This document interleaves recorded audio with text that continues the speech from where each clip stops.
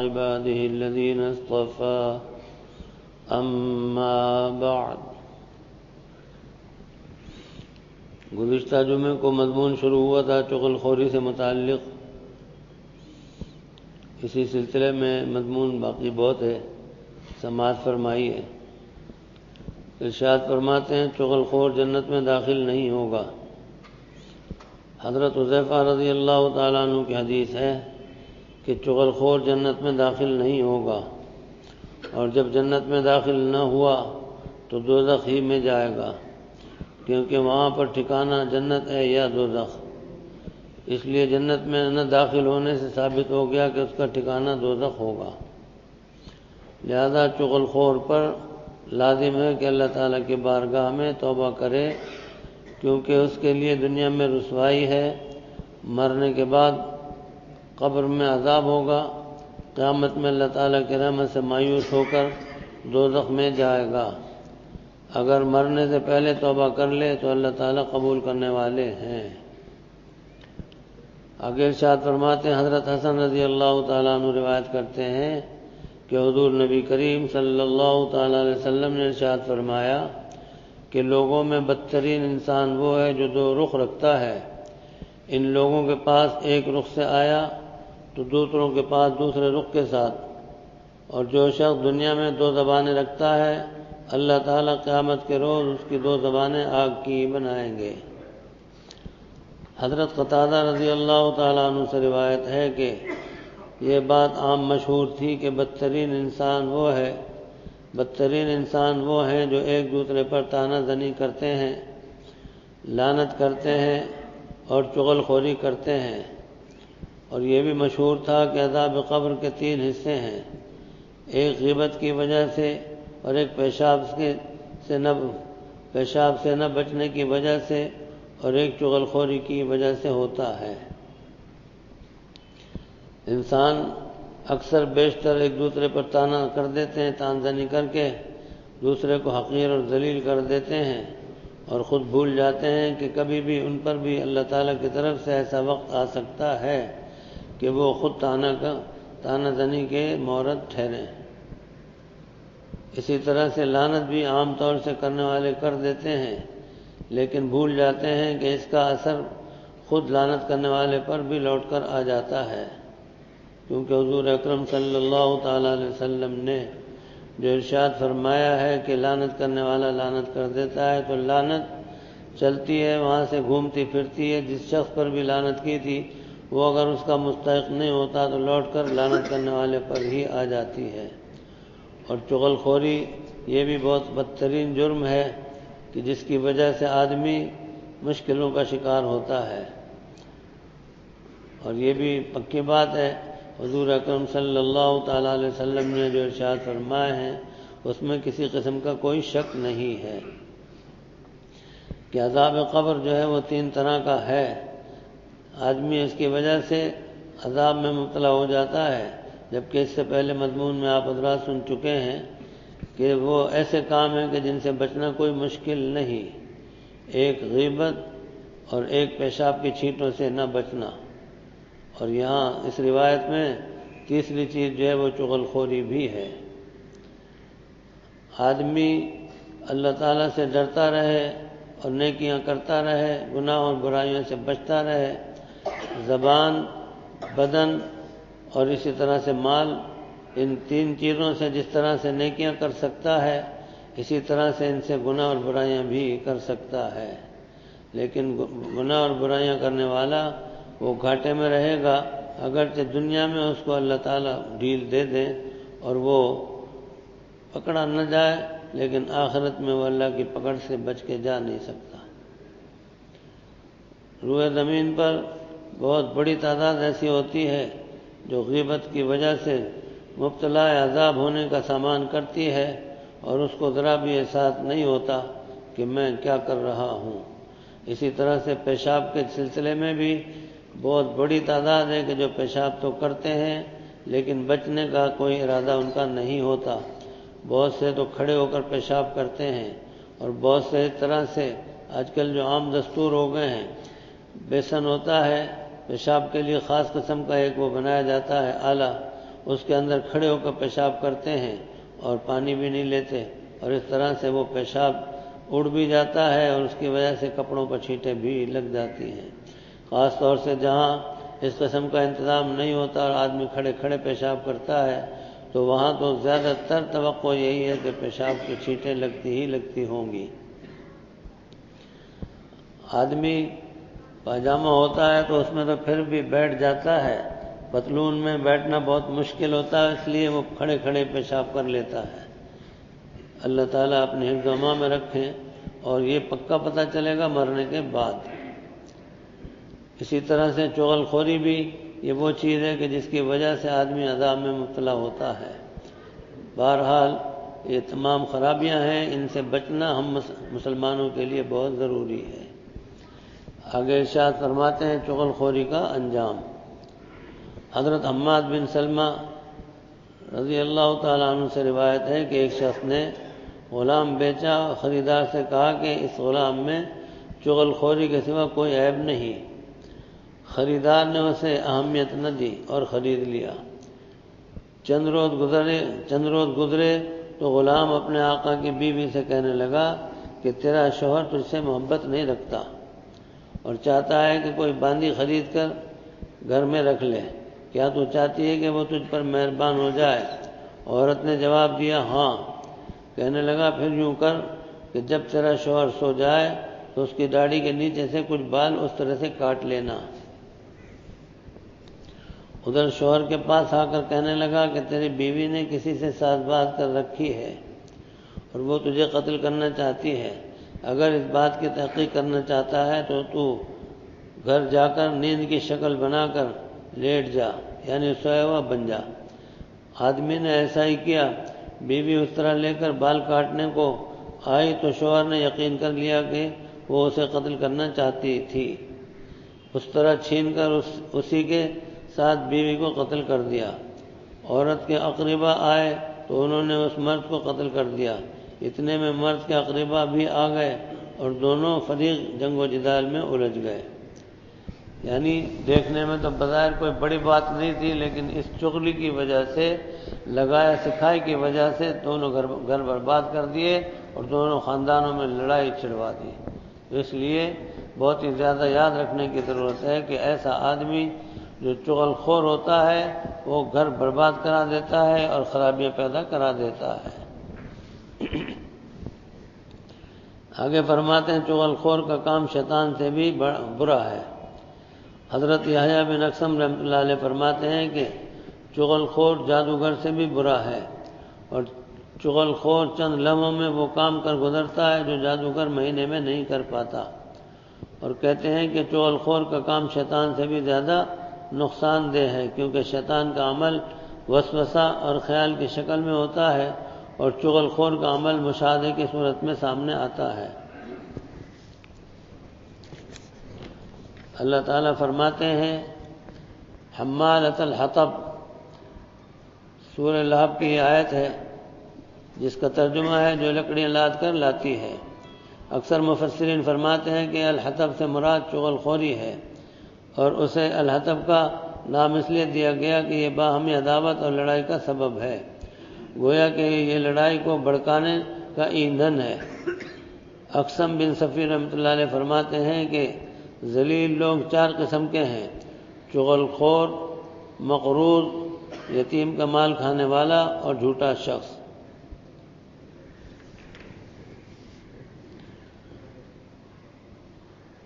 شیطان جو ہے وہ وسوسہ ڈالتا ہے اور اس میں آدمی مبتلا ہو جاتا ہے، کبھی نہیں بھی ہوتا، دونوں باتیں ہیں۔ لیکن چغل خور کا کام تو ایسا ہے کہ پکا معاملہ ہے اس کا کہ وہ ضرور بے ضرور نقصان پہنچا کر ہی رہتا ہے۔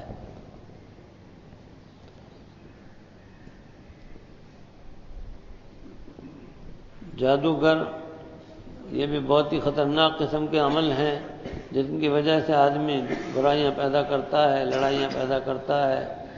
آج کل تو یہ بہت ہی زیادہ عام سلسلے ہیں کہ آدمی ظاہری طور پر کسی کو نقصان نہیں پہنچا سکتا، اتنی اس میں ہمت اور جرأت نہیں، تو وہ کوشش کر کے اس طرح سے جادو کے ذریعے سے اپنے دشمن کو جس سے بھی مخالفت ہو اس کو زیر کرتا ہے، نقصان پہنچاتا ہے۔ تو بہرحال یہ بھی بڑا خطرناک معاملہ ہے۔ کام کرنے والا کام کر تو دیتا ہے، سیکھ بھی لیتا ہے، لیکن خود اس کے لیے یہ بڑا زبردست وبال کا سامان ہوتا ہے۔ اللہ تعالیٰ اپنی رحمت رکھے اور ہمیں آپ کو جادوگروں سے اور جادوگری سے دونوں سے بچائے، کیونکہ جادوگر جادو سیکھتے ہیں تو اس کے لیے بہت کچھ انہیں مصیبتوں سے گزرنا پڑتا ہے، بڑے بڑے خطرناک اعمال انجام دینے پڑتے ہیں، اور اس کی وجہ سے پھر وہ اس میں کامیاب ہوتے ہیں تو پھر بہت پیسہ بٹورتے ہیں۔ اللہ تعالیٰ کی پناہ ایک واقعہ ایسا ہوا کہ ایک بھائی اپنے دوسرے بھائی کے لیے برا چاہنے کے طور پر لسبیلا کے علاقے میں کسی جادوگر کے یہاں گیا۔ بڑے بھائی کو، سگے بھائی کو پتہ تک بھی نہیں۔ وہ اس کے سلسلے میں خلاف تعویذات لے کر نکلا۔ اللہ تعالیٰ کی پناہ کہ اللہ تعالیٰ نے اس کو فوراً ہاتھوں ہاتھ پکڑ لیا، اور اس طرح سے پکڑا کہ روڈ پار کرتے ہوئے گاڑی کی ٹکر لگی اور وہ وہیں اللہ کو پیارا ہو گیا۔ جب مر گیا تو گھر میں لاش آئی تو جب پتہ چلا کہ یہ جادو کرانے کے لیے گیا تھا، بات کھل گئی۔ تو بہرحال کبھی ایسا بھی ہوتا ہے کہ اللہ میں لگے ہاتھ ہی پکڑ لیتے ہیں، اور کبھی ایسا ہوتا ہے کہ ڈھیل بھی مل جاتی ہے۔ خود جادوگر یہ خود ایک سے ایک بڑھ چڑھ کر جادو سیکھتے ہیں، اس کے لیے اللہ تعالیٰ کی زبردست طریقے سے نافرمانی کرنی ہوتی ہے، اور جتنا بھی زیادہ شرک کرے، جتنا کفر کرے، جتنا گند کرے، اتنا ہی اس کا زیادہ جادو جو ہے سر چڑھ کر بولتا ہے۔ میں نے اپنی زندگی میں ایک جادوگر کو دیکھا جو کراچی کے علاقے میں تھا، نوجوان تھا، بڑا خوبصورت تھا، عمر اس کی 30 سے بھی کم ہوگی، لیکن اس کو جادو کا شوق ہوا تو اس نے ایک بنگالی سے جادو سیکھا، اور اس کے بعد اس نے اس کو تقریباً سب گر سکھائے۔ کوئی ایک آدھ گر باقی بھی رکھا، جس طرح سے بہت مشہور ہے کہ پہلوان جو ہے وہ سارے گر سکھا دیتا ہے، ایک آدھ گر باقی بھی رکھتا ہے کہ کبھی کل کو شاگرد ہی حملہ آور ہو تو وہ اپنا دفاع بھی کر سکے۔ آگے چل کر بنگالی استاد جو تھا اس کو اس نے اپنے گھر میں جگہ دے دی۔ اللہ کی پناہ کے شاگرد کا کام تو خوب چل گیا، اور استاد کا کام ٹھپ رہا۔ آگے چل کر دونوں میں کچھ انبن بھی ہونے لگی، اور اس طرح سے بالآخر نتیجہ یہ ہوا کہ استاد نے شاگرد کے اوپر ایسا جادو کیا کہ وہ بالکل کتے کی طرح بیٹھا رہتا تھا اس طرح سے، اور اس کا پتلا بنا کر عمل کر کے قبر کے اندر ڈال دیا۔ ان کے پڑوسی تھے، ایک ان کی دکان تھی صدر کے اندر، اور وہیں ہمارے سسر صاحب کی بھی دکان تھی۔ تو بہرحال اس طرح سے ہوا یہ کہ وہاں تذکرہ آیا تو انہوں نے کہا کہ ہمارے بہنوئی ہیں، وہ اللہ والے ہیں اور نیک ہیں، نماز روزہ کرنے والے۔ تو ایک دن وہ مجھے لوا لے گئے، یعنی بچوں کے ماموں کے ذریعے سے میں وہاں گیا، تو وہاں مجھ سے پہلے ایک صاحب پنجاب سے آئے ہوئے وہ پہنچے۔ انہوں نے دیکھا اور بہت سارے لمبے چوڑے تعویذات وغیرہ دیے، ہم جا کے مل کے بیٹھ گئے اور دیکھتے رہے کیا کچھ کر رہے ہیں۔ انہوں نے بڑے لمبے لمبے تعویذ دیے، ادھر لگاؤ ادھر لگاؤ چھت پر لگاؤ اور میرا بیٹا ٹھیک ہو جائے گا، یہ ہو جائے گا وہ ہو جائے گا۔ اور اس کے بعد ان کو جب وہ سب دے دلا چکے تو ان کو پنجاب سے چونکہ بلایا تھا، اس بنا پر ان کو کہا اس کمرے کے اندر لے گئے کہ آپ آرام کیجئے، وہاں پہ ان کا کمرہ جو تھا دروازہ بند کر دیا۔ اس کے بعد ہم سے کہا کہ آپ دیکھ لیجئے۔ میں نے کہا بھائی ہم تو ظاہر ہے کہ عامل وامل تو ہیں نہیں، لیکن سب سے بنیادی شرط یہ ہے کہ پہلے یہ ایمان لائیں۔ ان کی سگی ماں اور بیوی دونوں نے کہا کہ یہ کلمہ پڑھ نہیں سکتا، اس کمبخت منوس کو بتیرا کہا تھا کہ یہ کام مت سیکھ، لیکن وہ مانا نہیں۔ اس کی یہاں سے یہ شہرک جو پھڑک رہی تھی تو اس سے میں نے اندازہ لگایا کہ یہ اب تھوڑے وقت کا ہی مہمان ہے۔ بہرحال میں نے کہا کہ پہلی شرط ہماری یہی ہے کہ یہ ایمان لائے۔ اس نے خود بھی کہا، باتیں کر رہا تھا، کہنے لگا میں کلمہ پڑھ نہیں سکتا ہوں، ایک دفعہ اگر میں اس مشکل سے نکل جاؤں۔ میں نے کہا غالب گمان ہے کہ آپ کا پتلا بنا کے قبر کے اندر ڈال دیا۔ کہنے لگے آپ بالکل صحیح کہہ رہے ہیں، میں بھی اپنے عمل کے ذریعے سے دیکھ رہا ہوں، لیکن اگر ایک مرتبہ میں اس مصیبت سے نکل جاؤں تو میں اپنے استاد کو چھٹی کا دودھ یاد دلا دوں گا۔ تو بہرحال میں نے پھر یہی کہا ان سے کہ پہلے شرط یہی ہے کہ یہ ایمان لائیں، کلمہ پڑھیں، توبہ کریں، تو اس کے بعد پھر ہم کچھ پڑھنے پڑھانے کو بتا دیں گے اور دے دیں گے کچھ۔ وہاں سے کہہ کر ہم تو جو دوست لے کر گئے تھے ان کے یہاں چلے گئے اور وہاں بیٹھے اٹھے، اور اس کے بعد گھر آ گئے۔ بعد میں پتہ چلا ان کی والدہ نے گرم پانی رکھوایا چولہے پر، اور اس کے بعد ان کا بنیان جو اتارنے لگے تو بنیان کے ساتھ بنیان بھی اترا اور ساتھ میں روح بھی اتر کے نکل گئی۔ اسی حالت میں وہ مر گیا۔ تو بہرحال حقیقت یہی ہے کہ بڑی خطرناک بات ہے۔ 27-28 سال کی عمر تھی اس کی، لیکن دنیا میں زیادہ کما نہ سکا۔ تو اسی طرح سے اکثر بیشتر جادوگروں کے متعلق سننے میں آتا رہتا ہے کہ ان کا آخر بڑا برا انجام ہو جاتا ہے۔ ایک محترمہ، انہوں نے جادو سیکھنا شروع کیا، لوگوں نے منع کرنے والوں نے سمجھایا بھی، ان کو منع بھی کیا کہ بھائی مت سیکھو، یہ بہت خطرناک ہوتا ہے۔ تو اس میں انہوں نے سیکھنے کے سلسلے میں کلفٹن میں جا کر سمندر کے اندر کھڑے ہو کر عمل شروع کیا۔ پہلے مرحلے میں اللہ کی پناہ کہ ان کی بینائی چھینی گئی، اور تھوڑے عرصے کے بعد ان کو ایسی بیماری میں ڈالا گیا کہ ان کے جسم کے اندر پانی بھر گیا۔ تقریباً 3 مہینے کے اندر اندر وہ اللہ کو پیاری ہو گئی۔ تو بہرحال یہ عملیات وغیرہ بڑے خطرناک ہوتے ہیں، اور اس میں سب سے گندا معاملہ ہے وہ یہ کہ آدمی کو پاخانے کی کم از کم ایک سیخ جو ہے اس میں لگا کر وہ کھانی پڑتی ہے، پیشاب بھی پینا پڑتا ہے، قرآن کریم کو الٹا بھی پڑھنا پڑتا ہے۔ بڑے بڑے خطرناک عمل کرتا ہے، جب جا کے کہیں وہ کامیاب ہو جائے تو ہو جائے۔ اس پر مجھے ایک واقعہ اور یاد آیا۔ ہماری دکان پر ایک شخص آ کے بیٹھنے لگا اور کہنے لگا کہ آپ کے یہاں بیٹھتا ہوں تو بڑا سکون ملتا ہے۔ پھر اپنی زندگی کا واقعہ سنایا، کہنے لگا کہ میں جوانی کا عالم تھا اس کا، ملتان گیا تھا تو وہاں مجھے ایک جادوگر سے دوستانہ تعلقات ہو گئے، اور اس نے کہا کہ بھئی کسی آدمی کی کھوپڑی چاہیے۔ قسمت کا کرنا ہوا کہ وہاں مین روڈ کے اوپر ایک حادثہ ہوا، اور اس حادثے کے اندر بھگدڑ مچی، لینا دینا مچا، تو اسی کے اندر انہوں نے اس آدمی کی گردن کاٹ کے اور وہ عامل کے پاس پہنچا دی، جادوگر کے پاس۔ اب اس کی تلاش ہوئی، ساتھ ساتھ اس جادوگر نے یہ بھی رکھا کہ اس کی لاش دیکھتے رہو کہ کہاں دفن ہوگی۔ ادھر اس نے کھوپڑی کے اوپر خود بھی عمل پڑھے، اور اپنے جو 6-7 آدمی تھے اس کے شاگرد، ان سے بھی پڑھوائے، اور اس کھوپڑی کے اوپر پڑھتے رہے 7-8 دن تک پڑھتے رہے، یہاں تک کہ پھر اس کو سنبھال کر قبرستان میں لے جا کر اسی قبر کے اندر دفن کرنا تھا جس میں اس لاش کو دفن کیا گیا تھا۔ کہنے لگا کہ دل تو میرا بڑا دھڑک رہا تھا کہ بہت خطرناک مسئلہ ہے۔ تو بہرحال کہنے لگا کہ 7-8 دن یا کتنے دن تک وہ عمل پڑھتے رہے، اور اس کے اوپر بہت ہی زیادہ پرفیوم مارتے رہے کہ وہ بڑی سڑنے لگ گئی بری طرح سے۔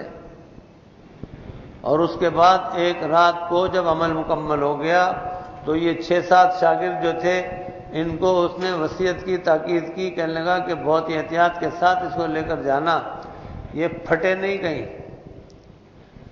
اور دوسرے یہ کہ رات کے ٹائم کسی کو پتہ نہیں چلے، اسی قبر میں دفن کر کے آنا ہے۔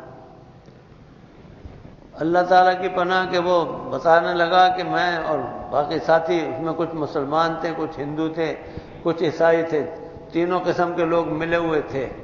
تو وہ جب لے کر چلے وہاں سے تو سب کا دل دھڑک رہا تھا بری طرح سے۔ رات کا ٹائم، شائن کا ٹائم، سناٹا ایک دم، اور اس قبر کو کھولنا اور اس کے اندر ڈالنا، تو یہ بہت خطرناک کام تھا۔ کہنے لگا کہ وہ قبر کھولی اور اس کے اندر اس کو ڈالنے لگے تو وہ پھٹ گئی۔ آوازیں طرح طرح کی آ رہی تھی، ایسا لگ رہا تھا کہ چاروں طرف سے ہم لوگوں کو دشمنوں نے گھیر لیا۔ اور وہاں سے الٹے سیدھے قبر کو چھوڑ کر جو بھاگے تو اس میں سے کچھ تو مر گئے اور کچھ راستے میں گر گئے، اور کوئی وہاں تک پہنچے تو وہ بے ہوش ہو گئے۔ ان میں بے ہوش ہونے والوں میں ایک وہ بھی تھا۔ کہنے لگا کہ میں نے توبہ کی، کان پکڑے اور بہت زیادہ بچا۔ اس نے بہرحال عمل وغیرہ پڑھا کے پھر ہم لوگوں کو دیا، تو بس اس کے بعد سے جو میں بھاگا وہاں سے تو بس اب میں پریشان رہتا ہوں۔ وہ سارا منظر میرے سامنے آتا ہے تو میری جان نکلتی ہے۔ آپ کے پاس بیٹھ جاتا ہوں تو سکون ملتا ہے۔ مدتوں کی بات ہو گئی لیکن وہ بھی اللہ کو پیارا ہو چکا ہوگا، کیوں اس کے بعد پھر وہ ہمارے پاس آیا نہیں۔ اسی طرح سے الامان الحفیظ F C area government colony میں جب میں وہاں رہا کرتا تھا تو ایک واقعہ سنا۔ ایک میاں بیوی تھے جن کے اولاد نہیں تھی۔ انہوں نے کسی جادوگر سے رابطہ کیا، جادوگر نے ان کو عمل بتایا، قرآن کریم بیت الخلاء کے اندر رکھ کر اس کے اوپر کھڑی ہو کر یہ عمل پڑھنا۔ قسمت سے 2-4 دن کیا ہوگا اس نے کہ وہ پڑوس کی ایک عورت سے، اس نے لڑکی سے تذکرہ کر دیا کہ آج کل میں یہ عمل کر رہی ہوں۔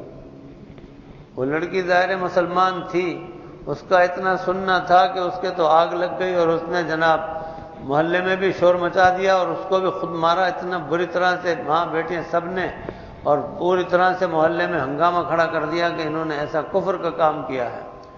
شام ہوئی، شوہر آیا تو اس نے کہا کہ چلو یہاں سے، یہاں تو بری حالت ہو گئی، لینے کے دینے پڑ گئے، اور یہاں میرے منہ سے بات نکل گئی اور بات لیک ہو گئی۔ اندازہ کیجئے کہ کیسے کیسے کفریات کرائے جاتے ہیں اور کیسے کیسے کفریات کرتے ہیں۔ تو بہرحال اللہ تعالی ہمیں آپ کو اپنے حفظ و امان میں رکھے۔ بڑا خطرناک کام ہوتا ہے جادوگری کا، اور اس میں بھی اتنے قسم کے جادو ہیں کہ آپ اور ہم سمجھ نہیں سکتے، تصور نہیں کر سکتے۔ ان جادوؤں کی بہت لمبی چوڑی قسمیں ہیں۔ اسی کے اندر کسی کا دماغ باندھ دیتے ہیں، کسی کا رحم باندھ دیتے ہیں، کسی کا مخصوص حصہ باندھ دیتے ہیں، اور اس طرح سے کام کرنے والے بتیرے ایسے کام کرتے ہیں کہ گھر کے اندر خرابیاں آ جاتی ہیں۔ گھر میں پتلا ڈلوا دیتے ہیں، آدمی کوئی آتا دکھائی نہیں دیتا، موکلوں کے ذریعے سے ڈلوا دیتے ہیں۔ میرے پاس آتے ہیں کہ جی وہ گھر کے اندر چھیٹے خون کے نظر آئے، جبکہ ہم 2 ہی میاں بیوی، تیسرا کوئی بھی نہیں۔ اور اسی طرح سے بعض آدمی کہ ان کے گھر میں پتلے نکلتے ہیں جن میں سوئیاں لگی ہوئی ہوتی ہیں، آل پن لگی ہوئی ہوتی ہے۔ بتیرے ایسے واقعات ہوتے ہیں جہاں لیمو باقاعدہ سفلی پڑھ کر اس کے اندر سوئیاں ڈال کر ڈال دیتے ہیں، اور اس طرح سے گھر کے اندر وہ پڑے ملتے ہیں۔ اسی طرح سے مونگ کی دال، ماش کی دال، سرسوں کا تیل، اور اسی طرح سے گلاب کے پھول بالکل تازی کنڈی کے اندر، کوری کنڈی میں یہ چیزیں ڈال کر سری کا کچھ حصہ، اور اسی طرح سے پھول، کچھ خون، اور یہ ماش کی دال اور سرسوں کا تیل وغیرہ ڈال کر وہ وہاں اس کے گھر میں پہنچا دیتے ہیں۔ اللہ تعالیٰ اپنی رحمت رکھے، حفظ و امان میں رکھے۔ جب کوئی بھی واقعہ ایسا ہوتا ہے تو میرے پاس جب آتے ہیں تو میں ان سے کہتا ہوں کہ اس چیز کو ہاتھ نہیں لگایا کریں شاپنگ بیگ پہن کر، اور وہ چیز دور پھینکوا دیا کریں، اس لیے کہ اس چیز سے جس آدمی کا بھی سلسلہ ہو جائے گا تو اس کو پریشانی ہو جائے گی۔ ہمارے ایک نمازی تھے، یہ سامنے کی طرف ہی رہا کرتے تھے، اللہ تعالیٰ کی پناہ، اللہ ان کی مغفرت فرمائے۔ ان پر کسی نے بڑا خطرناک جادو کرایا، اور ان کے سامنے جو ٹاور کی وہ تھی جالی، سیمنٹ کی جالی، بڑے پکے نمازی اور بڑے اللہ اللہ کرنے والے تھے۔ ایک دن انہوں نے بتایا کہ اس میں چوہے کو باندھ رکھا اتنا مضبوط کہ کھولنا مشکل ہو گیا، جبکہ وہ آدمی چڑھ نہیں سکتا۔ پھر انہوں نے اس کو کھلوا کے بہت دور پھینکوایا، لیکن اس کے بعد ان کو بتانے والوں نے بتایا کہ اب تمہاری خیر نہیں، تمہارے اوپر ہی کرایا ہے، اب تم چند دن کے مہمان ہو۔ ہم سے بات چیت ہوئی، ہم نے کہا اللہ خیر کرے، خطرناک عمل تو ہے یہ، لیکن تم پڑھتے پڑھاتے رہو۔ لیکن ہوا یہی کہ تھوڑے دن کے بعد ان کو اللہ پاک کے یہاں چلے گئے اور موت واقع ہو گئی۔ بڑے عجیب و غریب قصے ہوتے ہیں، اللہ تعالیٰ پناہ میں رکھے۔ بہرحال جادوگر جو ہیں یہ بڑے خطرناک ہوتے ہیں اور پیسے کی خاطر لیتے رہتے ہیں۔ اسی طرح سے بہت سے ایسے واقعات بھی ہوتے ہیں کہ جادوگر ایک دوسرے کو نیچا دکھانے کے لیے بھی جادو کرتے ہیں، سلام کے ذریعے سے بھی کرتے ہیں، کلام کے ذریعے سے بھی کرتے ہیں، اور اس میں اگر اگلا آدمی دھوکہ کھا جائے تو اس کا کام تمام کر دیتے ہیں۔ اسی طرح سے عاملوں کا بھی قصہ ہوتا ہے کہ عامل یہ بھی زد میں آ جاتے ہیں تو ان کو بھی پھر وہ چھوڑتے نہیں ہیں۔ بیشتر عاملوں کے متعلق یہی کچھ سننے میں آتا ہے، پڑھنے میں آتا ہے کہ ان کو آخر عمر میں جب بھی موکلوں کا داؤ چل جائے تو وہ اس کو چھوڑتے نہیں۔ ایف سی ایریا میں ہمارے ایک نمازی تھے، ان کے والد ماجد جو تھے کافی عمر رسیدہ تھے، 80-85 سال عمر تھی، لیکن انہوں نے باقاعدگی سے روزانہ یاسین شریف پڑھی۔ ان کے گمان میں بھی نہیں تھا، ایک خاص حد تک پہنچنے کے بعد اس کے موکل جو تھے وہ تابع ہو گئے۔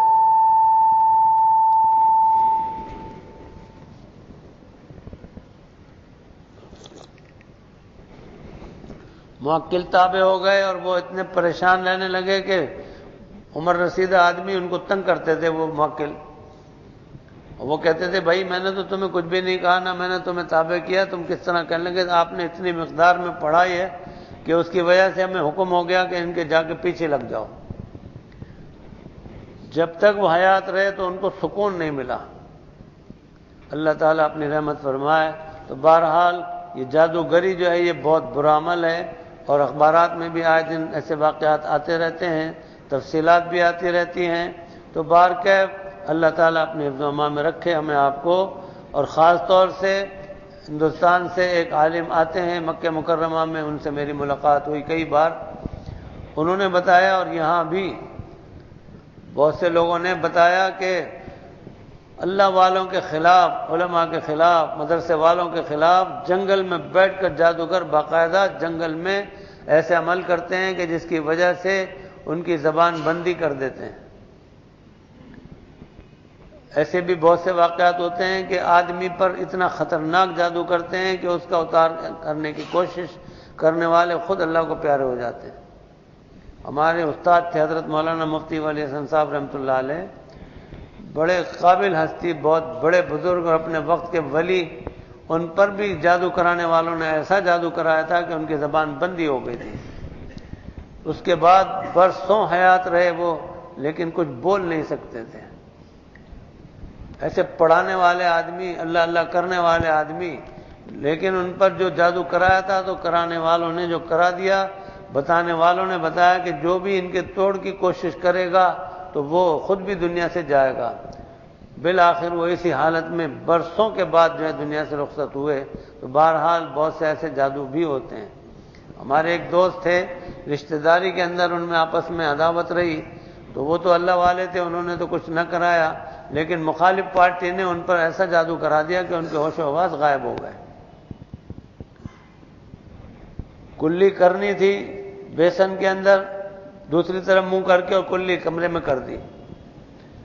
برہنہ ہو جاتے تھے، ان کو ہوش نہیں رہتا تھا، مسجد چلے جاتے تھے، راستہ یاد نہیں رہتا تھا۔ بالآخر پھر اتنی نوبت آ گئی کہ وہ بالکل بیچارے مجبور محض ہو گئے اور گھر کے اندر رہنے لگے، اور اسی میں ان کا انتقال ہوا۔ تو بہرحال بہت سے ایسے واقعات بھی ہوتے ہیں۔ اللہ تعالیٰ اپنی رحمت رکھے، اپنا کرم رکھے، اپنی مہربانیاں فرمائے۔ حاسدوں کو ملتا تو کچھ بھی نہیں، حسد کی آگ میں جلتے ہیں خود، لیکن دوسرے کو نقصان پہنچا دیتے ہیں۔ اب بھی ایسے بہت سے واقعات ہوتے ہیں، بہت سے حضرات ملتے ہیں کہ جو یہ بتاتے ہیں کہ مجھ پر، ائمہ حضرات ہوتے ہیں کہ مجھ پر ایسا کرا دیا کہ میں تکبیر بول نہیں سکتا، نماز پڑھا نہیں سکتا۔ ویسے دنیا میں باتیں کر لیتے ہیں سب، لیکن نماز کے نام بیچارے پڑھا نہیں سکتے، مجبور ہو جاتے ہیں، اور کرانے والوں کو ملتا کچھ بھی نہیں۔ تو بہرحال اللہ پاک رحم رکھے۔ تو غرض کے حضور اکرم صلی اللہ تعالی علیہ وسلم نے فرمایا کہ جادوگر جو ہے وہ کوشش کرتا ہے تو مہینے میں جا کر کہیں کچھ کوشش کر کے کامیاب ہوتا ہے، اور چغل خور جو ہے یہ شیطان سے بھی زیادہ نقصان دہ ہوتا ہے کہ ادھر لگایا، ادھر اس نے جو ہے نا اس کا اثر دکھا دیا۔ تو بہرحال چغل خوری بھی اور اسی طرح سے یہ چکر بازی بھی بڑی خطرناک ہے۔ یہ وسوسوں کا سلسلہ بھی انسان کے لیے بڑا تکلیف دہ ہے۔ آج کل کے دور میں دیکھتا ہوں کہ بہت زیادہ وسوسوں کی بیماری کی وجہ سے آدمی بالکل دنیا مافیا سے لا تعلق ہو جاتا ہے۔ پہلے کبھی کبھی سننے میں آتا تھا، دیکھنے میں آتے تھے کہ کسی کو وسوسے کی بیماری ہو جایا کرتی تھی، لیکن آج کل نوجوانوں کو بہت زیادہ ہونے لگی، دماغ اتنے کمزور ہو گئے، اور اس کی وجہ سے کوئی بھی قصہ ہو جاتا ہے یا دھچکا پہنچتا ہے یا کہیں دل لگا لیا تھا اور وہاں اس کو کامیابی نہیں ہوتی تو اس کی وجہ سے وہ بیمار ہو جاتا ہے، نفسیات کا بیمار ہو کر پھر وہ کسی کام کا نہیں رہتا۔ ابھی آج کل بھی میرے پاس ایسے کئی مریض آئے ہوئے ہیں کہ بعضے تو نوجوان ہیں، بعضی عورتیں ہیں، جو بعضی مرد ہیں کہ ان کو وسوسوں کی بیماری ہو گئی، اور اس کا پکا مشہور معلوم ہے آپ کو، ہمیں سب کو، کہ وہم کے متعلق مشہور ہے کہ وہم کا علاج حکیم لقمان کے پاس بھی نہیں تھا۔ ایک محترمہ، ان کو جو وسوسوں کی یہ بیماری ہوئی، یہ نفسیاتی بیماری کہلاتی ہے، اور وہم کی بیماری، کہ اس کی وجہ سے ان کا عالم یہ ہو گیا تھا کہ نہاتے نہاتے سارا پانی ختم کر دیتی تھی اور وہ باتھ روم سے نکلتے نہیں تھی، حتیٰ کہ آخر میں چل کر ایسا ہو گیا الامان والحفیظ الامان والحفیظ کہ بیت الخلاء کے اندر ہی پڑی رہتی تھی، وہیں روزہ رکھتی تھی اور وہیں روزہ کھولتی تھی، حتیٰ کہ الامان والحفیظ مری بھی وہیں۔ گھر والے بتیرے کہتے تھے کہ باہر نکل جاؤ، ابھی میں پاک نہیں ہوئی ہوں، ابھی میں نہا رہی ہوں۔ روزہ بھی وہیں رکھتی تھی، سحری بھی وہیں کھاتی تھی، افطار بھی وہیں کرتی تھی اور مری بھی وہیں۔ ابھی آج کل بھی میں نے ایک آدھ کے متعلق ایسے سنا ہے کہ وہ باتھ روم سے نکلنے کا نام نہیں لیتی۔ اللہ تعالیٰ ہی پناہ میں رکھے۔ یہ دماغ بھی اللہ تعالیٰ کی بہت بڑی نعمت ہے کہ اگر یہ دماغ صحیح کام کرتا ہے تو آدمی ہے نا بہت قیمتی ہے، کام کا ہے، لاکھوں کا ہے، اور اگر یہ دماغ کام نہ کرے تو آدمی جو ہے وہ کوڑی کا نہیں۔ اور پھر یہی نہیں خالی کہ اپنے متعلق اس کا مسئلہ ایسا ہے، بعض ایسے ہیں کہ ان کے اندر بہت ہی زیادہ خطرناک قسم کی سوچ جو ہے وہ ابھرتی ہے، مار دھاڑ کی ابھرتی ہے، تو ایسی صورت میں وہ پھر نفسیاتی بیماری دوسروں کے لیے بھی اور گھر والوں کے لیے بھی درد سری کا سامان ہو جاتی ہے۔ اس میں بھی قصے ایسے ہی ہوتے ہیں کہ جس کی وجہ سے سوچ کر آدمی اس میں کامیاب نہیں ہوتا، تو پھر وہ صورت میں کوئی اس کو ایسا زبردست شاک لگتا ہے، جھٹکا لگتا ہے، جس کی وجہ سے اس کا دماغ اپنی جگہ سے ہٹ جاتا ہے۔ آدمی کو اپنے دماغ کو اللہ تعالیٰ کے لیے خالی رکھنا چاہیے اور اللہ تعالیٰ کی محبت سے بھرنا چاہیے، ادھر ادھر کی چیزوں میں چکر میں نہ لگے تاکہ زندگی اچھی گزرے۔ ایک محترمہ تھی، ان کو یہ بیماری تھی کہ باہر سے آئے تو ہاتھ لگا، کہیں بس میں بیٹھے ہاتھ لگ گیا تو ہاتھ گندا ہو گیا ہوگا، وہاں پتہ نہیں کس نے ہاتھ لگایا ہوگا، اور اسی طرح سے گھر میں آئے تو کپڑے جو ہے نا کسی سے لگ گئے ہوں گے، تو گھر میں آنے کے بعد اگر باہر ہو کر آئیں تو انہوں نے اپنا برقع، کپڑے، اپنا بدن سب کچھ دھویا، اور اسی طرح سے گھر میں اور بھی فرد آئیں تو ان کو بھی سب کو کہ نہاؤ دھو سب، حتیٰ کہ مہمان آئے اور وہ آ کے بیٹھ گئے ان کے بستر پر تو پورا بستر دھل رہا ہے، گدا دھل رہا ہے، رضائی دھل رہی ہے، الامان والحفیظ۔ ابھی آج کل بھی میں نے کسی کے متعلق سنا ہے اسی طرح کی کیفیت ان کی چل رہی ہے کہ گھر کے سارے کپڑے دھوتی ہیں، دھلواتی ہیں۔ اندازہ کیجئے کہ کتنا دماغ کو پریشانی کا سامان، اور اس پریشانی کی وجہ سے اپنے لیے پریشانی کا سامان۔ اللہ تعالیٰ اپنی رحمت رکھے تو یہ دماغ بھی اللہ تعالیٰ کی بہت بڑی نعمت ہے، جہاں اور ساری چیزیں نعمت ہیں، اسی طرح سے دماغ بھی اللہ تعالیٰ کی بہت بڑی نعمت ہے کہ آدمی کا دماغ صحیح کام کرتا رہتا ہے تو وہ ٹھیک ٹھیک چلتا ہے۔ وسوسے بڑے خطرناک درجے کے ہوتے ہیں، چھوٹا موٹا ہوتا ہے تو اس کے لیے تو میں بتا دیتا ہوں کہ بھئی لا حول ولا قوت الا باللہ العلی العظیم، اس کی دو ایک تسبیح پڑھ کے دعا کر لیں، پانی دم کر کے پی لیں کہ اللہ پاک مہربانی فرما دیتے ہیں اس کی وجہ سے۔ اگر زیادہ سیریس مسئلہ ہو تو پھر ذرا مشکل مسئلہ ہے۔ ہمارے پرانے نمازیوں میں ایسی ایریا میں ایک نمازی تھے، اللہ تعالیٰ ان کی مغفرت کرے، گمان ہے کہ مر گئے ہوں گے، کافی پریشان رہتے تھے، اور ایسا آدمی جو ہے نہ کھاتا ہے نہ پیتا ہے تو سوکھ کے ہڈی ہو جاتا ہے۔ ہم بتیرا سمجھاتے تھے کہ بھائی بس ایک دفعہ وضو کر لو پاک ہو گئے، تم نہیں مانتے نہیں تھے وہ تو۔ بہرحال اللہ جانے، اب زمانہ گزر گیا کافی، بیچ میں تو انتقال ہو چکا ہوگا امید ہے۔ اسی طرح سے ایف سی اس میں نیو ٹاؤن کے اندر ہم جس زمانے میں پڑھا کرتے تھے تو وہاں ایک صاحب تھے، ان کو بھی بیماری اسی کی تھی، پاکی کی۔ وہاں پر حوض بھی اور وہ ٹوٹیاں بھی ہیں، تو حوض کے اوپر وہ بیٹھ کر اس طرح سے چھپکے مارتے رہتے تھے۔ ایک دفعہ ایسا ہوا چھپکا مارنے کے لیے ذرا زیادہ جھکے تو اندر ہی کود گئے۔ برابر میں قسمت سے ایک آدمی بیٹھا تھا، اس نے ٹانگ پکڑ لی۔ تو بہرحال یہ بیماری بڑی خطرناک بیماری ہے۔ اللہ تعالی ہمیں آپ کو سب کو اپنے حفظ و امان میں رکھے، ان کا کرم رہے۔ اور بات یہ ہے ساری کہ اللہ کی پناہ، جس کو یہ بیماری لگ جاتی ہے تو یہ سمجھ لیجئے کہ وہ مرتے دم تک جاتی نہیں۔ علاج معالجہ کرانے سے وقتی کچھ سکون مل جاتا ہے، کچھ آرام ہو جاتا ہے، لیکن حقیقت یہ ہے کہ آدمی جو ہے وہ صحیح معنی میں ٹھیک ہوتا نہیں ہے۔ اللہ میاں نے جسم بنایا، اس کے ساتھ ایسی ساخت بنائی ہے اس کی، اور یہ ہے بھی کیا، دیکھنے میں تو دانے دانے سے ہیں، لیکن اس کے اندر اللہ پاک نے جو صلاحیت رکھی ہے، کتنا بڑا اس کا کرم ہے کہ وہ اتنی مہربانیاں فرماتے ہیں کہ اس کی وجہ سے بڑے بڑے آدمی جو ہیں اس کیسے سمجھداری کی باتیں کرتے ہیں، سمجھداری کے کام کرتے ہیں، اور اس طرح سے بہت بڑے بڑے مشہور بھی گزرے ہیں۔ خود حضور سرور کونین رسول مقبول صلی اللہ تعالی علیہ وسلم غزوہ بدر کا جو میدان ہے، اس کا جو نقشہ ہے، ہمارے ایک استاد تھے حضرت مولانا محمد حامد صاحب رحمۃ اللہ علیہ، حضرت مولانا بدر عالم صاحب رحمۃ اللہ علیہ کے بڑے بھائی ہمارے استاد رہے، اور انہوں نے ہمیں بہت کتابیں پڑھائیں۔ وہ فرمایا کرتے تھے کہ ایک جرنیل انگریز وہ بدر کا معائنہ کرنے گیا، اور اس نے وہاں کا جو نقشہ دیکھا تو اس نے کہا کہ جس جرنیل نے یہاں کا نقشہ تیار کیا تھا، اس جرنیل کا میں نے اس نقشے کو دیکھ کر اندازہ لگایا کہ دماغ کا ایک خلیہ بھی خالی نہیں تھا، ورنہ دماغ کے کروڑوں خلیے جو ہیں، کروڑوں لاکھوں اربوں خربوں جو ہیں خالی بھی ہوتے ہیں، جبکہ لاکھوں کروڑوں خربوں اربوں جو ہیں وہ کام کے ہوتے ہیں۔ لیکن اس شخص کا، اس جرنیل کا، یعنی حضور سرور کونین رسول مقبول صلی اللہ تعالی علیہ وسلم کے دماغ کا ایک خلیہ بھی خالی نہیں تھا۔ اللہ تعالیٰ نے آپ کو اتنی زبردست صلاحیت عطا فرمائی تھی اور ایسی سمجھ عطا فرمائی تھی کہ اس جیسی سمجھ کسی اور کے پاس نہیں۔ حضور اکرم صلی اللہ تعالی علیہ وسلم نے پیدا ہونے سے لے کر وفات تک جتنے بھی کام کیے، جتنی بھی باتیں کی، جتنی بھی فیصلے کیے، سب چیزیں اللہ کے فضل سے 100% صحیح۔ تو یہ اللہ تعالیٰ کا بہت بڑا کرم اور انعام تھا، اور اسی کی برکت سے، آپ کی صحبت کی وجہ سے حضرات صحابہ کرام رضوان اللہ علیہ مجمعین کو بھی اللہ پاک نے بڑی زبردست سمجھ عطا فرمائی۔ تو بارکیف اللہ تعالیٰ کی زبردست شان ہے کہ اللہ تعالیٰ نے یہ دماغ عطا فرمایا اور اس طرح سے مہربانیاں فرمائی۔ ہمیں آپ کو اللہ پاک نے پیدا بھی کیا اور ساتھ ساتھ یہ دماغ بھی عطا فرمایا، اس کی بڑی کرم نوازیاں ہیں۔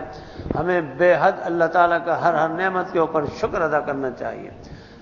حضور اکرم صلی اللہ تعالی علیہ وسلم نے ارشاد فرمایا ہے کہ ہمارے جسم کے اندر 360 جوڑ ہیں۔ روزانہ فرمایا کہ ہر جوڑ کو جہنم سے آزاد کرانے کے لیے اللہ کا ذکر کیا کرو، اللہ کو یاد کیا کرو۔ اندازہ کیجیے حضور اکرم صلی اللہ تعالی علیہ وسلم نے اعداد و شمار بھی جتنے بھی بیان فرمائے، جس سلسلے میں بھی، اس میں آپ نے ایک حرف بھی جو ہے وہ غلط نہیں فرمایا۔ زکوٰۃ کے سلسلے میں آپ نے جو جانوروں کی تعداد کا ذکر کر کے ان کے جو حساب بیان فرمائے، وہ خود زکوٰۃ سے متعلق، عشر سے متعلق، اسی طرح سے اور اعداد سے متعلق آپ نے ایک رتی بھر بھی کہیں غلط نہیں فرمایا۔ یہ اللہ تعالیٰ کی زبردست عطا ہے۔ حضور اکرم صلی اللہ تعالی علیہ وسلم کو اللہ پاک نے ہر شعبے کے لحاظ سے، ہر عنوان کے لحاظ سے کامل اور مکمل بنایا تھا۔ ایسا بنایا تھا کہ آپ جیسا دنیا میں کوئی نہیں۔ تو بارکیف اللہ تعالیٰ کی زبردست شان ہے، اسی کریم کی مہربانیاں ہیں کہ جس نے ہمیں آپ کو بھی اپنی عنایتوں سے مالا مال فرمایا، دماغ بھی عطا فرمایا، آنکھیں بھی عطا فرمائی، کان بھی عطا فرمایا، گویائی بھی عطا فرمائی، ساری چیزیں سر سے پاؤں تک اندرونی طور پر بھی مہربانیاں فرما کر بہترین عطا فرمائیں، اور بیرونی طور پر بھی انہوں نے نعمتیں عطا فرمائیں، اس کا شکر ہے۔ اس لیے ہم اپنے اللہ پاک کو راضی کرنے کے لیے ان نعمتوں کو یاد بھی کرتے رہیں اور اللہ تعالیٰ کا خوب خوب ذکر بھی کرتے رہیں اور خوب خوب شکر بھی ادا کرتے رہیں، تمام خرابیوں سے بچنے کی بھرپور کوشش جاری رکھیں۔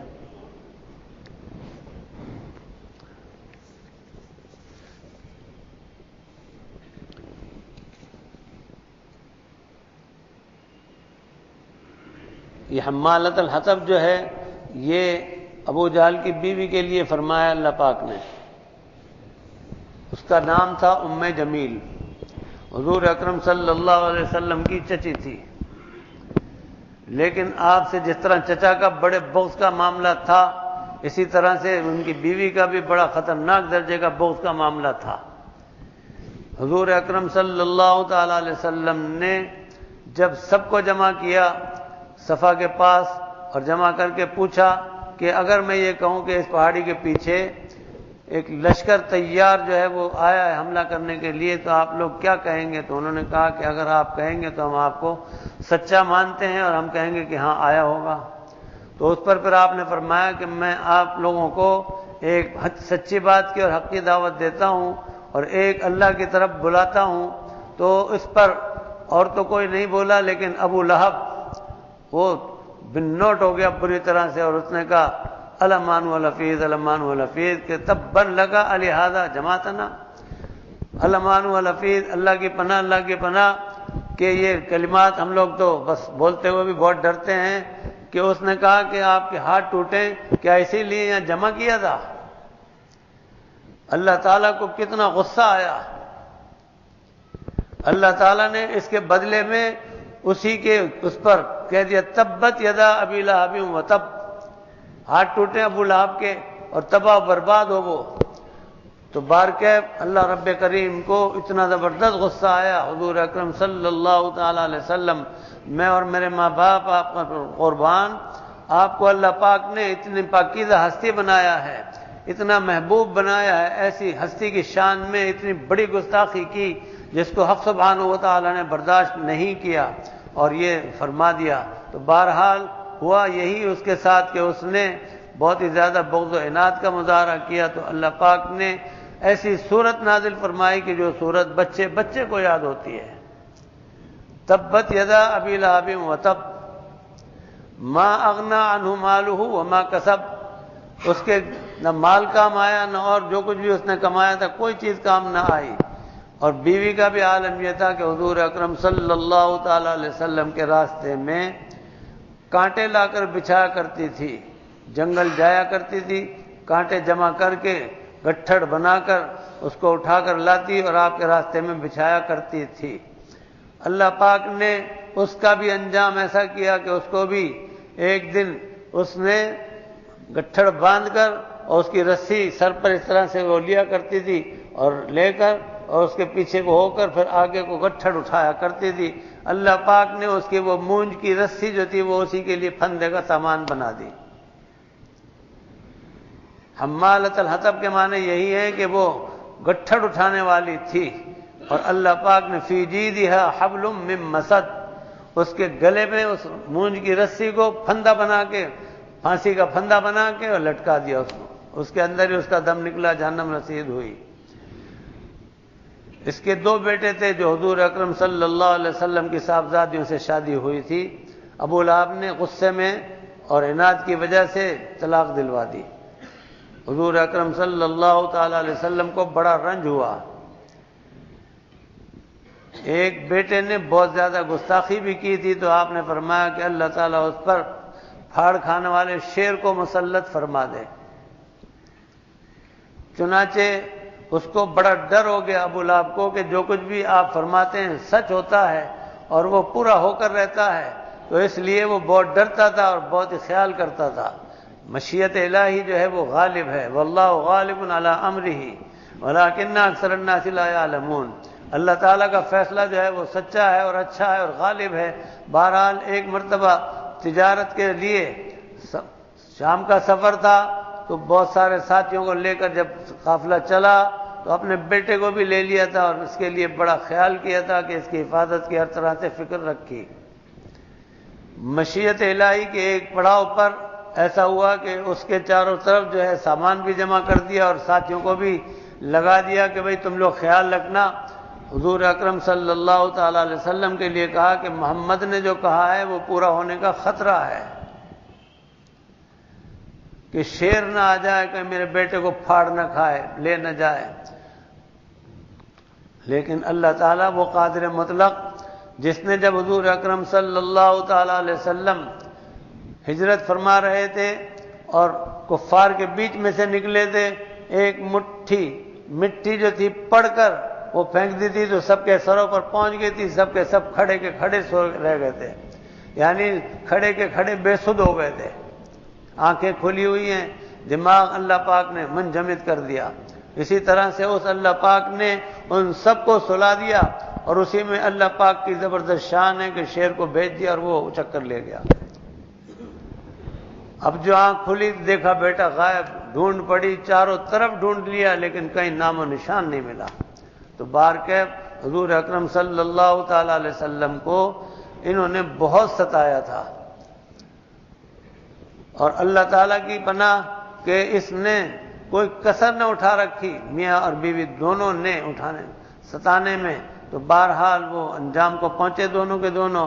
اور اللہ پاک کا پیارا نبی حضور اکرم صلی اللہ تعالی علیہ وسلم، ہمارے پیارے نبی جن کو اللہ پاک نے بے مثل اور بے مثال پیدا فرمایا، تمام خوبیوں کے ساتھ متصف فرما کر، اللہ تعالیٰ کی شان ہے کہ وہ نبی جو ہیں وہ حیات بھی رہے اور چمکے بھی، اللہ پاک نے ان کے ذریعے سے پوری دنیا کو روشن فرمایا۔ تو میرے محترم دوستو، بزرگوں، اللہ پاک کا بڑا انعام اور احسان ہے، جس مالک نے ہمیں آپ کو ان کا غلام بنایا ہے۔ ہمیں اپنے آپ کو دیکھ کر احساس کرنا چاہیے کہ ہم کن کے امتی ہیں اور کن کے غلام ہیں۔ حضور اکرم صلی اللہ تعالی علیہ وسلم کے صحابہ کرام رضوان اللہ علیہم اجمعین، ان کو جو غلامی کا شرف حاصل ہوا تو اللہ پاک نے ان کو کتنا زبردست اعزاز بخشا ہے، اعزاز کیا اعزازات بخشے ہیں، اور ان ہستیوں نے بھی پوری طرح سے غلامی کے حق ادا کر کے دکھائے ہیں۔ تو میرے محترم دوستو، بزرگوں، یہ اللہ تعالیٰ کی ہم پر مہربانیاں ہیں، کرم نوازیاں ہیں۔ پیارے آقا حضور اکرم صلی اللہ تعالی علیہ وسلم، میں اور میرے ماں باپ آپ پر قربان، ساری کائنات قربان۔ حضور اکرم صلی اللہ تعالی علیہ وسلم کو پیدا کر کے اللہ پاک نے اس دنیا کو قائم اور دائم فرمایا۔ اللہ پاک ہمیں آپ کو سب کو آپ کی ایک ایک سنت کو زندہ کرنے کی توفیق اور سعادت عطا فرمائے اور مہربانیاں فرمائے، تمام خرابیوں اور برائیوں سے بچائے۔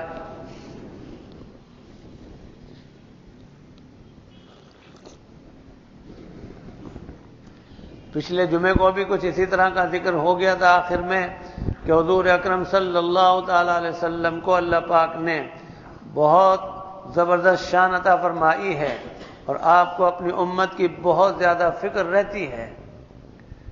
اس دنیا میں تھے جب بھی بڑی فکر رہتی تھی، اور اس دنیا سے جانے کے بعد بھی آپ کو اپنی امت کی بڑی فکر رہتی ہے۔ آپ ہی کا ارشاد ہے جس کی روشنی میں ہمارے بزرگ فرمایا کرتے تھے کہ اللہ تعالیٰ کی طرف سے حضور اکرم صلی اللہ تعالی علیہ وسلم کو امت کے حالات سے آگاہ کرنے کا انتظام ہوا ہے۔ اسی ذیل میں بہت سے واقعات ایسے بھی ہوتے رہتے ہیں کہ جن کی وجہ سے بات سمجھ میں آتی ہے کہ اللہ تعالیٰ کی زبردست شان ہے کہ حضور اکرم صلی اللہ تعالی علیہ وسلم عالم برزخ میں ہیں، لیکن اللہ پاک کی شان ہے کہ ان کی امت کو پوری طرح سے ان کے سامنے کر دیتے ہیں، اور آپ اپنی امت کی طرف سے پوری طرح سے آگاہ ہوتے رہتے ہیں۔ حضور اکرم صلی اللہ علیہ وسلم کا ایک ارشاد ہے جس کی بنا پر آپ نے فرمایا کہ پیر کو، اور بعض روایتوں میں کہ پیر اور جمعرات کو، اور بعض روایتوں میں کہ روزانہ ہی آپ کی امت جو ہے وہ آپ کے سامنے کی جاتی ہے، اور نام لے کر بتایا جاتا ہے۔ جو کام اچھے کرنے والے ہیں ان کی طرف سے آپ خوش ہوتے ہیں، جو برے کام کرنے والے ہوتے ہیں ان کی طرف سے آپ کو رنج ہوتا ہے۔ اس پر مجھے یاد آیا حضرت شیخ عبد القدوس گنگوئی رحمۃ اللہ علیہ، بلکہ حضرت محدث عبد القدوس گنگوئی رحمۃ اللہ علیہ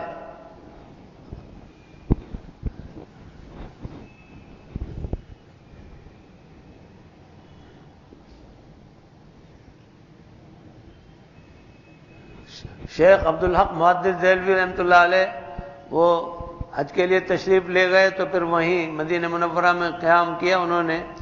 حضور اکرم صلی اللہ تعالی علیہ وسلم کی روزانہ زیارت ہوتی تھی. آپ کا حکم ہوا کہ اے عبدالحق ہندوستان جاؤ اور دہلی میں جا کر دین پھیلاؤ. کہا یا رسول اللہ یہاں تو آپ کی روزانہ زیارت ہو جاتی ہے اور وہاں ظاہر دور ہو جاؤں گا میں آپ سے تو روزانہ میسر نہ ہوگی. آپ نے وعدہ فرمایا کہ ہاں ہم وعدہ کرتے ہیں کہ روزانہ ہم وہاں بھی تمہیں زیارت کرایا کریں گے. چنانچہ آپ ہندوستان تشریف لے آئے اور یہاں دین کا کام فرمانے لگے. روزانہ اللہ تعالیٰ کی مہربانی تھی, حضور اکرم صلی اللہ تعالیٰ علیہ وسلم کی شفقت تھی کہ آپ زیارت کرایا کرتے تھے. ایک مرتبہ بازار سے گزر رہے تھے, ایک گانجے والا تھا, اس نے دیکھا اور کہا کہ او مولوی آ جا ادھر, گانجا پیتا جا اور جیتا جا. آپ نے سنی انسنی کی اور آگے چلے گئے اور واپس آئے تو پھر بھی واپس آئے. اس نے پھر کہا کہ اگر نہیں پیے گا تو میں تجھے زیارت نہیں ہونے دوں گا, میں رکاوٹ بن جاؤں گا. آپ نے پھر بھی انسنی کر دی اور چلے گئے. اسی رات جب وہاں پہنچے دربار اقدس پر تو یہ موجود تھا وہاں گانجا پلانے والا. اس نے کہا نہیں جانے دوں گا, آگے بڑھنے نہیں دیتا تھا. آپ بتیری کوشش کرتے تھے لیکن نہیں جا سکے اور واپس ہو گئے. 2 دن اسی طرح گزر گئے. تیسری رات بھی پھر یہی ہوا کہ اندر سے آواز آئی کہ کیا بات ہے کہ عبدالحق نہیں آ رہے ہیں. تو انہوں نے آواز لگا کر کہا کہ یا رسول اللہ میں حاضر ہوتا ہوں لیکن یہ مجھے آنے نہیں دیتا. تو آپ ایک قبہ تھا آپ کا, موتی کا قبہ جس میں آپ تشریف رکھتے تھے, تو آپ تشریف لائے باہر اور فرمایا کون؟ کہا یا رسول اللہ یہ مجھے اندر نہیں آنے دے رہے. آپ نے اس کو ایک لات ماری اور فرمایا ہٹ کتے یہاں سے, اور اندر بلا لیا. اس کے بعد آپ سے شرف ملاقات ہو چکا. تو بہرحال اس کے بعد صبح پھر یہ اس دروازے پر گئے, وہاں جا کے دیکھا تو وہ اس کا جو ٹھکانہ تھا وہ کھلا ہوا تھا. لوگوں سے پوچھا کہ یہاں جو صاحب رہتے ہیں کہاں ہیں؟ تو انہوں نے کہا کہ بھئی یہاں کے صاحب کا تو پتہ نہیں کہاں گئے, لیکن ہم نے اس کمرے سے کتے کو نکلتے ہوئے دیکھا تھا, کتا نکل کے بھاگا. اللہ تعالیٰ کی کیسی زبردست شان تھی کہ اللہ تعالیٰ نے حضور اقدس صلی اللہ تعالیٰ علیہ وسلم کی شفقت سے ان کو بھرپور مستفید فرمایا تھا. اسی طرح ایک بزرگ جن کا بہت مشہور واقعہ ہے کہ مفلوج ہو گئے تھے, انہوں نے حضور اکرم صلی اللہ تعالیٰ علیہ وسلم کی شان میں قصیدہ فرمایا, قصیدہ بردہ شریف. ایک رات ایسا ہوا کہ یہ قصیدہ جو تھا انہوں نے حضور اکرم صلی اللہ تعالیٰ علیہ وسلم کے پاس پڑھا اور سامنے آپ کے بہت بڑا مجمع تھا. اس پر حضور اکرم صلی اللہ تعالیٰ علیہ وسلم نے جب اس قصیدہ بردہ شریف کے وہ شعر پڑھے جس میں تھا کہ آپ کو اللہ پاک نے وہ مسیحا بنایا ہے کہ آپ ہاتھ پھیر دیں تو شفا نصیب ہو جائے, تو آپ نے اپنا دست مبارک ان کے ہاتھ پر پھیر دیا اور اللہ پاک نے ان کو شفا عطا فرما دی. حضور اکرم صلی اللہ تعالیٰ علیہ وسلم نے خوش ہو کر ان کو ایک چادر دی. آنکھ کھلی تو وہ چادر سرانے رکھی ہوئی تھی. اسی وجہ سے وہ قصیدہ بردہ شریف مشہور ہوا. بردہ کہتے ہیں چادر کو. صبح نماز فجر کے لیے گئے تو وہاں سے جب واپس لوٹے تو محلے کے ایک اور بزرگ بھی تھے. سلام دعا ہوئی اور انہوں نے کہا کہ حضرت رات کو وہ جو آپ نے قصیدہ پڑھا تھا وہ مجھے بھی اس کی ایک فوٹو دے دیجئے, نقل دے دیجئے. تو یہ چونکے کہ بھئی میں نے تو کسی کو بتایا بھی نہیں ہے وہ قصیدہ. پوچھا کہ آپ کو کیسے پتا چلا؟ کہا کہ وہ رات کو آپ نے جو پڑھا تو میں بھی اس دربار میں اس محفل میں شریک تھا. اللہ کی شان دیکھیے کہ کیسے کیسے مقبولین ہوتے ہیں امت میں جن کا ہمیں آپ کو پتہ نہیں چلتا, لیکن حضور اکرم صلی اللہ تعالیٰ علیہ وسلم سے بڑا تعلق ہوتا ہے. تو باہر کے ان کو اللہ پاک نے اس طرح نوازا. اور بھی ایسے بہت سے واقعات ہوتے رہتے ہیں. اللہ تعالیٰ مہربانیاں فرماتے ہیں. حضور اکرم صلی اللہ تعالیٰ علیہ وسلم شفقت فرماتے ہیں. باہر کے کہنے کا مقصد یہ ہے کہ اب آپ کو بھی اگر اللہ تعالیٰ اور اس کے رسول سے محبت کا مسئلہ پوری طرح سے ہے تو حضور اکرم صلی اللہ تعالی علیہ وسلم کی ایک ایک ادا اور ایک ایک سنت کو پوری طرح زندہ کرتے رہیں اور کثرت سے درود شریف بھی پڑھا کریں، خصوصاً وہ درود شریف جس میں نبی الامی کا ذکر آتا ہے وہ درود شریف پڑھیں۔ تو تمام بزرگوں نے بہت اس کی فضیلتیں لکھی ہیں، حضرت شیخ الحدیث صاحب نے بھی اور اسی طرح سے اور بہت بزرگوں نے لکھی ہیں۔ تو فرمایا ہے کہ شب جمعہ میں 1000 مرتبہ پاک صاف ہو کر باوضو ہو کر قبلہ رو ہو کر 1000 مرتبہ یہ پڑھ کر باقاعدہ سنت کے مطابق سو جائیں تو لکھا ہے کہ 2-3 جمعرات نہیں گزرنے پائیں گی کہ اللہ پاک کی مہربانی ہوگی، حضور اکرم صلی اللہ تعالی علیہ وسلم کی شفقت ہوگی کہ زیارت نصیب ہو جائے گی۔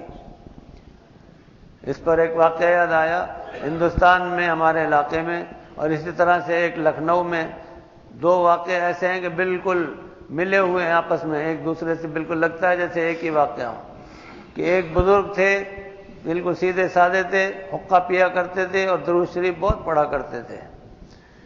ایک شب اسی محلے کے ایک اور صاحب کو حضور اکرم صلی اللہ تعالی علیہ وسلم کی زیارت ہوئی اور آپ نے فرمایا کہ ان کو میرا سلام کہنا اور کہنا کہ تم درود شریف جو بھیجتے ہو تو ہمارے پاس آتی تو ہے وہ، لیکن چونکہ وہ بدبودار ہوتی ہے اس لیے ہم تم سے اپنا چہرہ نہیں دکھاتے، یعنی زیارت نہیں کراتے تمہیں۔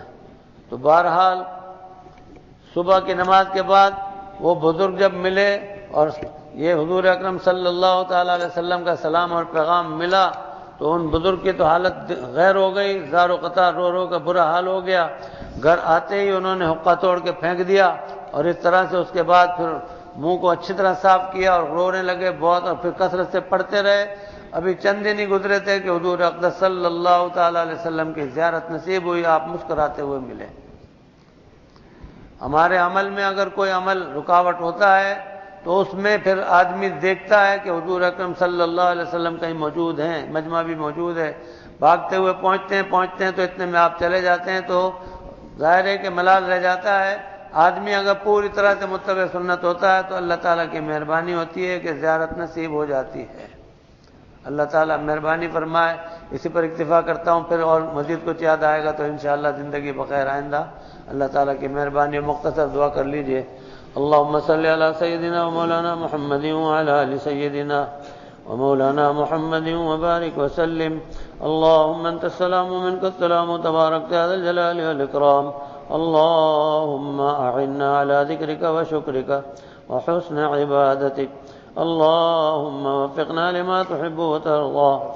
ربنا آتنا في الدنيا حسنة وفي الآخرة حسنة وقنا عذاب النار۔ ربنا ظلمنا أنفسنا وإن لم تغفر لنا وترحمنا لنكونن من الخاسرين۔ ربنا لا تجعلنا فتنة للقوم الظالمين ونجنا برحمتك من القوم الكافرين۔ ربنا اغفر لنا ولإخواننا الذين سبقونا بالإيمان ولا تجعل في قلوبنا غلا للذين آمنوا ربنا إنك رؤوف رحيم۔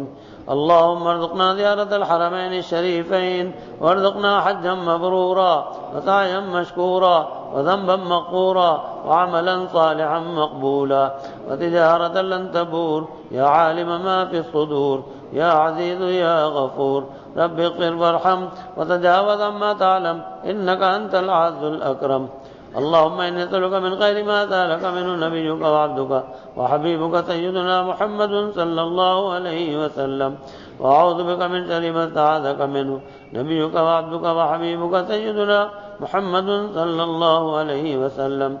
ربنا تقبل منا إنك أنت السميع العليم وتب علينا إنك أنت التواب الرحيم۔ وصلى الله تعالى على خير خلقه سيدنا محمد وعلى آله وأصحابه أجمعين، آمين برحمتك يا أرحم الراحمين۔